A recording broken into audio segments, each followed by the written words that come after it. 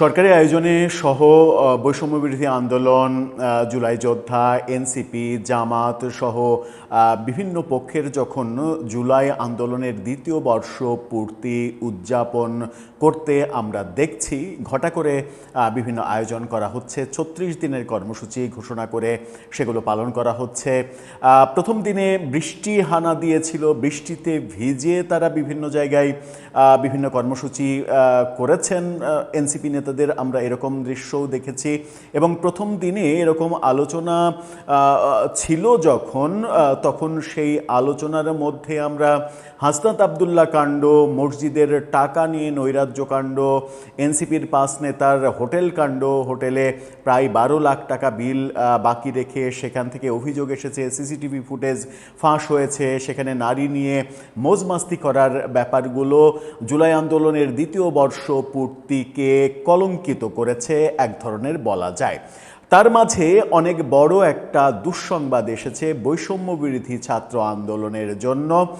তাদের যে verified Facebook page, সেই ভেরিফাইড ফেসবুক পেজ গায়েব হয়ে গেছে এমনটা তথ্য গণমাধ্যম নিশ্চিত করেছে।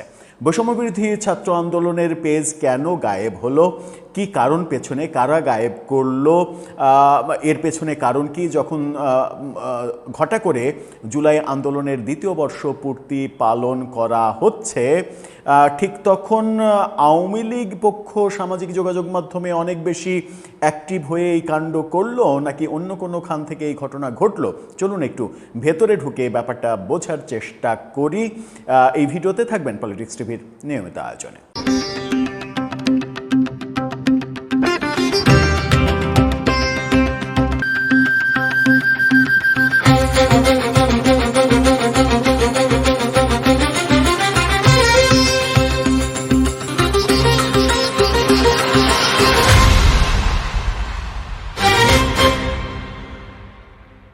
দর্শক, বলছিলাম অনেক আয়োজন, অনেক আলোচনা, অনেক সমালোচনা, অনেক কাণ্ড কারখানা, এসবের মাঝে জুলাই আন্দোলনের দ্বিতীয় বর্ষ পূর্তি ৩৬ দিন ব্যাপী আয়োজনের যে প্রেক্ষাপট আমরা দেখছি, এরই মাঝে বৈষম্যবিরোধী ছাত্র আন্দোলনের ভেরিফাইড ফেসবুক পেজ গায়েব হয়ে গেছে। গণমাধ্যম যেটা বলছে সেটা খুব একটা তাদের জন্য সম্মানজনক নয়। গণমাধ্যম বলছে যে এই ফেসবুক পেজ ফেসবুক কর্তৃপক্ষ ডিলিট করে দিয়েছে। ফেসবুক কর্তৃপক্ষ কেন এত বড় একটা আন্দোলনের যে সংগঠন, সেই সংগঠনের পেজ ডিলিট করে দেবে? কি এমন কাজ করলো তারা? চলুন একটু গণমাধ্যমে কি বলছে, কি খবর আসলো একটু বুঝে ওঠার চেষ্টা করে। ডেইলি ক্যাম্পাস তারা নিশ্চিত করছে, তাদের শিরোনামটা দেখে নিন, বৈষম্যবিরোধী ছাত্র আন্দোলনের পেজ রিমুভ করে দিল ফেসবুক। ফেসবুক নিজে থেকেই এই পেজ রিমুভ করেছে। প্রায় ১ মিলিয়ন ফলোয়ারের এই ভেরিফাইড পেজ তারা রিমুভ করে দিয়েছে। এটা কিন্তু ফেসবুকের একটা বড় সিদ্ধান্ত। একে তো ভেরিফাইড, তারপরে প্রায় ১ লক্ষের কাছাকাছি তাদের ফলোয়ার। এত বড় পেজ রিমুভ করার আগে ফেসবুক নিশ্চিত করেই বহুবার এটা নিয়ে তদন্ত করেছে, গবেষণা করেছে। কি বলছে এই খবরে? বৈষম্যবিরোধী ছাত্র আন্দোলনের অফিসিয়াল ফেসবুক পেজটি রিমুভ করে দিয়েছে ফেসবুক। গতকালকে এই ঘটনা ঘটেছে, গত রাতে এই দুঃসংবাদটা এসেছে। ফেসবুক জানিয়েছে কপিরাইট লঙ্ঘনের একাধিক রিপোর্টের কারণে এই অ্যাকশন নিয়েছে ফেসবুক কর্তৃপক্ষ। অর্থাৎ বৈষম্যবিরোধী ছাত্র আন্দোলনের এই পেজ থেকে কপিরাইট লঙ্ঘন করা হয়েছে বারবার। কেন তারা কপিরাইট লঙ্ঘন করলো? কি এমন তারা সেখানে দিল যে অন্যের কপিরাইট থাকা মানে বিভিন্ন ব্যাপার, ছবি, ভিডিও, এগুলো তাদেরকে দিতে হলো? কি বলছে আরও একটু জানি। বৈষম্যবিরোধী ছাত্র আন্দোলনের বিলুপ্ত কমিটির দপ্তর সম্পাদক শাহাদাত হোসেন এক পোস্টে এই বিষয়টি সামনে এনেছেন। তার পোস্টের পর সার্চ দিয়ে পেজটি আর পাওয়া যায়নি। ফেসবুক পোস্টে শাহাদাত লিখেছেন, জুলাই আন্দোলনের প্ল্যাটফর্ম বৈষম্যবিরোধী ছাত্র আন্দোলনের কেন্দ্রীয় ফেসবুক পেজটি রিমুভ করার চেষ্টা চলছে। পলাতক আওয়ামী লীগের সমর্থক বট অ্যাকাউন্টগুলোর সমন্বিত রিপোর্টিংয়ের মাধ্যমে এই প্রচেষ্টা চালানো হচ্ছে। গতকাল রাতে জুলাই অভ্যুত্থান নিয়ে প্রকাশিত একটি ফটোকার্ডও রিমুভ করা হয়েছে। তিনি আরও বলেন, এই পেজে অভ্যুত্থানের সূচনা থেকে শুরু করে পরবর্তী গুরুত্বপূর্ণ ঘটনাবলী ধারাবাহিকভাবে সংরক্ষিত রয়েছে। বিশেষ করে গত বছরের জুলাই মাসের প্রায় সব গুরুত্বপূর্ণ ঘটনার ডকুমেন্টস এখানে রয়েছে।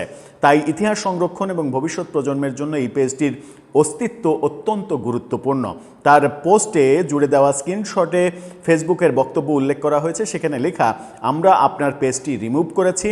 আমরা একাধিক রিপোর্ট পেয়েছি যে আপনার পেজের কন্টেন্ট অন্য কোনো পক্ষের বুদ্ধিবৃত্তিক সম্পত্তির অধিকার, অর্থাৎ ইন্টেলেকচুয়াল প্রপার্টি রাইটস, যেটা সেই ইন্টেলেকচুয়াল প্রপার্টি রাইটসের ধারাতে পড়ে গেছে এই বৈষম্যবিরোধী ছাত্র আন্দোলনের ফেসবুক পেজ। তারা কপিরাইট লঙ্ঘন করেছে, এটা ফেসবুক কর্তৃপক্ষ কনফার্ম করেছে। এবং সেখানে যেটা আপনাদেরকে যে শিরোনামটা দেখালাম, সেই শিরোনামে সেই পেজের ছবিও রয়েছে। এই ফেসবুকের বক্তব্যটা সেখানে দেখা গেছে এবং সেটা বৈষম্যবিরোধী ছাত্র আন্দোলনেরই সাবেক একজন নেতা নিশ্চিত করেছেন। তিনি অভিযোগ করেছেন আওয়ামী লীগের লোকজন এটা করেছে। হতেই পারে আওয়ামী লীগের লোকজন প্রচুর রিপোর্ট করে এই কাজটা করেছে, কিন্তু ফেসবুক কর্তৃপক্ষ, মেটা কোম্পানি, তারা কি এতটাই বুদ্ধিবৃত্তিক প্রতিবন্ধী যে তারা ভুয়া রিপোর্ট করলেও সেই ভুয়া রিপোর্টের ভিত্তিতে একটা এত বড় পেজ রিমুভ করে দেবে? হ্যাঁ, রিপোর্ট করলে যেটা হয়, রিচ ডাউন হয়, অনেক সমস্যা হয়, সেটা হতে পারে, কিন্তু ভুয়া রিপোর্টের উপরে ভিত্তি করে ফেসবুক, মেটা কোম্পানি একটা এত বড় পেজ, এত বড় আন্দোলনের পেজ রিমুভ করে দেবে, সেটা কতটা অথেন্টিক খবর হতে পারে? নাকি ফেসবুক যে অভিযোগ করেছে কপিরাইট লঙ্ঘনের, সেটাই এই পেজ থেকে বারবার করা হয়েছে? হতে পারে সেই কপিরাইট লঙ্ঘনের সুযোগটাই হয়তো রিপোর্টকারীরা গ্রহণ করেছে। এটা একটা বড় বিপর্যয়। বৈষম্যবিরোধী আন্দোলনের 2 বছরের মাথাতে এসে এটা অনেক বড় বিপর্যয় যে তারা তাদের ফেসবুক পেজ হারিয়ে ফেলল, যে পেজে তার কথা, ওই নেতার কথা, শাহাদতের কথা কিন্তু আসলেই ঠিক, যে তারা এই পেজের মাধ্যমে তাদের ইতিহাস সংরক্ষণ করার চেষ্টা করছিলেন, কিন্তু সেটা নষ্ট হয়ে গেল। তার মানে এটা নয় যে সেই ইতিহাসগুলো অন্য কোথাও নেই, তাদের সংরক্ষিত, কিংবা অন্য কোথাও থেকে এটা ইউজ করতে পারবেন না। কিন্তু বৈষম্যবিরোধী আন্দোলনের যে হিস্ট্রি, সেই হিস্ট্রিটা যে হারিয়ে গেল, এটা একটা বড় ধাক্কাই বটে। দর্শক, আপনার কাছে কি মনে হয়? আপনার মতামত জানিয়ে লিখতে পারেন আমাদের কমেন্ট বক্সে।